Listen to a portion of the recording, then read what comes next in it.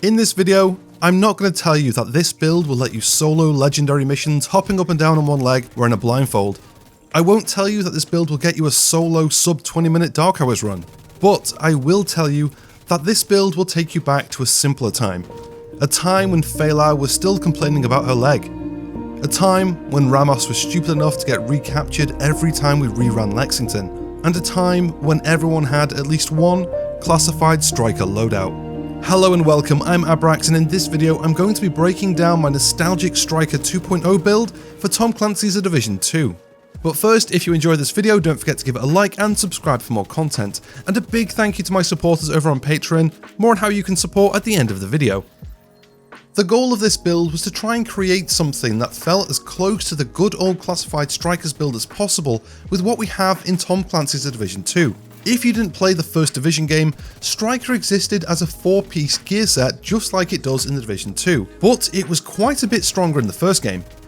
Classified gear sets in The Division 1 were improved versions of the gear sets that required 6 pieces to be equipped. In a lot of cases, the classified version of a gear set was always the way to go, and towards the end of the Division 1's update life, they were strong to the point where they actually damaged the build diversity of the game, with, in most cases, them being the best and strongest way to put a build together. Of course, a few classified gear sets stood head and shoulders above the rest, and for most players, Striker was king.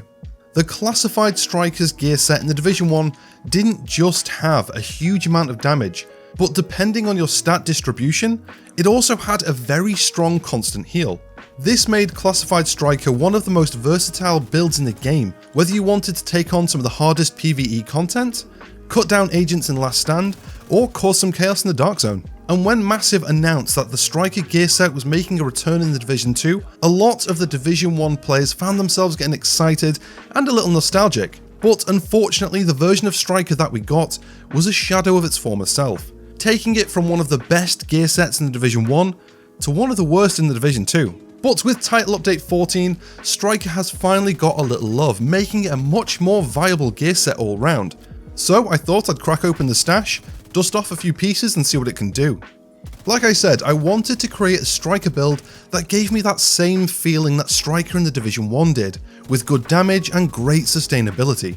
This meant that I understood that I did have to sacrifice some damage in order to build in that strong constant heal. But I've really enjoyed the end result, with the build easily being able to mow down heroic NPCs while having a relentless self-heal that keeps you moving and in the fight. And if you long for the good old days or just want to see what I'm talking about, I definitely recommend giving this build a try. The same as all my build videos, I'm going to go over the gear, weapons, skills, spec, and towards the end of the video, the ideal playstyle. Little disclaimer beforehand, I am over SHD level 1000, which means I do have all of the extra attributes from the watch. More on these values later in the video. Okay, let's start with the gear. Like with most gear set builds, there are a few components that need to be in specific slots, but other parts and attributes can be moved around as long as they're in the build. First, I'll go over how I have this gear set up, then I'll give you a general overview. That way, if there are any pieces you don't have, but you have something suitable that will do the job in another slot, you can make the trade and still keep the overall feel of the build. For the mask, I have a Bellstone Armory mask with weapon damage in the core attribute, crit hit chance and armor regen for the minor attributes, and more crit hit chance in the mod slot. The main reason for this piece is the 1-piece set bonus that we get from the Bellstone, 1% armor regen. This doesn't sound like much, but 1% of your total armor as a constant heal is more than you might think. And when I say constant, I mean constant. With armor regen, it also repairs your armor while in combat, which definitely saves in a few armor kits. And then obviously the armor regen I have as a minor attribute also adds to that. On the chest I have my first Striker's piece, which of course is the Striker's chest piece, with weapon damage as the core attribute, more armor regen in the minor, and more crit chance in the mod slot. For this build I'm going to be using 4 pieces of Striker, so I'll quickly run through what we get from the gear set. Striker's battle gear comes with a 2, 3 and 4 piece bonus. For the 2-piece we get 15% weapon handling, for the 3-piece we get 15% rate of fire, and for the 4-piece bonus we get the centerpiece of the Striker gear set, Striker's Gamble. Weapon hits amplify total damage by 0.5%, stacking up to 50 times. 2 stacks lost each second. And the reason you want the Striker's chest piece is for the talent it brings to the gear set, Press the Advantage. Increase max stacks from Striker's Gamble from 50 up to 100, doubling the stacks we can build. For the holster, I have a Striker's holster which gives us that 2-piece bonus of 15% weapon handling. I've got weapon damage in the core attribute and crit chance for the minor. The backpack I'm using is the Striker's backpack, which gives me the 3-piece bonus of 15% rate of fire, which is a huge boost to the overall damage per second. For the core attribute, I've got more weapon damage, then crit damage in the minor attribute and crit chance in the mod slot. Equipping the Striker's backpack also adds the risk management talent to the gear set. Increase total weapon damage gained per stack from Striker's Gamble from 0.5 to 0.65%. And this is a bigger damage increase than it seems. At first glance, you'd imagine that at a full 100 stacks with the backpack equipped, that the build would be getting an extra 65% weapon damage, but in reality, it's quite a bit more than that. And that's because the stacks we gain from Striker are actually multiplicative with each other, not additive. So 100 stacks at 0.65% damage per stack is closer to 90% weapon damage than it is to 65. I know you didn't come here for a math lesson, so I'm not going to dig too much into it here, but if you'd like more info on this, I'll link a very well written Reddit post by Sagri breaking down the full math behind the Striker gear set, which is worth a read for anyone into creating builds or the math behind them. Plus, I'll also link my video going over the difference between multiplicative and additive damage. For the gloves, I have a pair of Striker's gloves completing the 4-piece set and unlocking Striker's Gamble. I've got weapon damage for the core attribute and crit damage on the minor attribute. And finally, for the knee pads, I have the named Murakami knee pads, the Emperor's Guard. With these, we get the 1-piece brand set bonus of 20% skill duration, a nice to have, but not really needed. The real reason I have these equipped is for the unique attribute 1% armor regen, the same as we got from the 1-piece brand set bonus from the Bellstone. This is also where I had to decide to trade some damage for the self-repair and survivability. Yes, I could have used a damage-based brand with crit damage and chance, and I did try this, but it just didn't feel as good as being able to take to some cover for a few moments, fully heal and get back in the fight. It just kind of felt like another damage build, and that's not what I wanted from this one. Like I said with the Bellstone mask, you'd be surprised how much armor 1% of your armor is, and now that's doubled plus the other armor regen rolls. For the core attribute, I have weapon damage, and for the minor attribute, I do have hazard protection. This is the only attribute I'm not really happy with. I'd much rather have more crit damage here or armor regen. But you can only get the Emperor's Guard from the Dark Zone vendors or named caches, and I haven't been lucky enough to get a good pair to drop with the second attribute I want yet. So for now, these will have to do. Okay, now you've seen how I have this gear set up, let me get back to what I was saying before about giving you a quick overview. This build has 3 slots that are fixed: Striker on the chest, Striker on the backpack, and the Emperor's Guard knee pads. These 3 pieces need to be in place for the talent and the unique attribute. This means in the other 3 slots, in no specific slot, you need 2 pieces of Striker to complete the set and 1 piece Bellstone.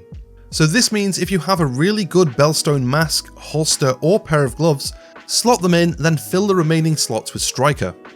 Every piece has weapon damage in the core attribute. All 3 mod slots have crit chance mods in them. And for the minor attributes across the build, you want 1 roll of crit chance, 2 of armor regen, and 3 of crit damage, and if possible, another crit damage on the knee pads. The minor attributes in this build also give it a little customization, almost like a slider between damage and survivability. If you'd like a little more armor regen to increase the survivability of the build, swap out 1 or more of the crit damage minors for armor regen. Or, if you prefer more damage with less survivability, ditch 1 or more of the armor regen rolls for more crit damage. I always like to give a few more options or flexibility with my build guides because, like I've said before, we all play differently. I've tried this build with different quantities of each armor regen and crit damage, and the way I have it set up in this video, I feel gave me the best result. It's an all-round nice balance between damage and regen. Now let's move on to the weapons. With Striker, I would definitely recommend going with something fully automatic for your primary weapon, because remember, we build stacks per shot landed, but we lose 2 per second, so hitting an NPC slower than the speed we lose stacks is pointless. So ideally you want an assault rifle, SMG or an LMG. Personally, I'm an AR guy. When it comes to Striker, both low RPM high damage ARs and high RPM low damage ARs are more than viable, thanks to the 15% weapon handling and 15% rate of fire from the 2 and 3 piece bonuses, so which you go for comes down to preference. For this build, I'm using a FAMAS to take advantage of the RPM buff from Striker. This comes with 44.2k base damage, 100.8k damage with this build, an RPM of 1035, which is nuts for an AR, and a magazine size of 50 rounds. For the attributes, it has assault rifle damage and health damage fixed, and I've rolled damage to targets out of cover for the third attribute. For the talent, I wanted to try something a little different, so I've gone with Preservation. Killing an enemy repairs 10% armor over 5 seconds. Headshot kills improve the repair by an additional 10%. This stacks very nicely with the build's existing 2% armor regen, and the armor regen we have on 2 of the minor attributes, which makes for a very fast heal in combat. Again, this is another trade-off for damage, but it was a trade I was happy to make. Combining the existing regen with Preservation gives the build a relentless feel, only stopping a moment after a kill for a full armor top-up, then getting straight back in the fight. For the mods on the AR, I have crit chance on the scope, underrail and muzzle, and the sturdy extended mag in the mag slot, giving 20 extra rounds at the cost of minus 10% reload speed. For the Division 1 veterans out there, you know the best way to run Classified Striker was with the Showstopper, but we don't have one, so we're going to have to improvise. Enter the ACS-12 shotgun, the weapon that the Showstopper from the Division 1 was actually modelled on. The ACS-12 is a fully automatic shotgun, and this is by far the fastest way to build stacks for Striker. This is because when you fire a shotgun with Striker equipped, each pellet that is landed counts as a hit for a stack, building multiple stacks per shot, and it works well. The ACS-12 comes with a base damage of 169.2k and 387.9k with this build, an RPM of 345, which definitely helps and isn't bad for a shotgun, and a magazine size of 20. For the attributes, it comes with shotgun damage and damage to armor fixed, and again I've rolled damage to targets out of cover in the third slot. And for the talent, I've got Close and Personal to give it a little bit more of a damage buff. Close and Personal. Killing a target within 7 meters grants 30% weapon damage for 10 seconds.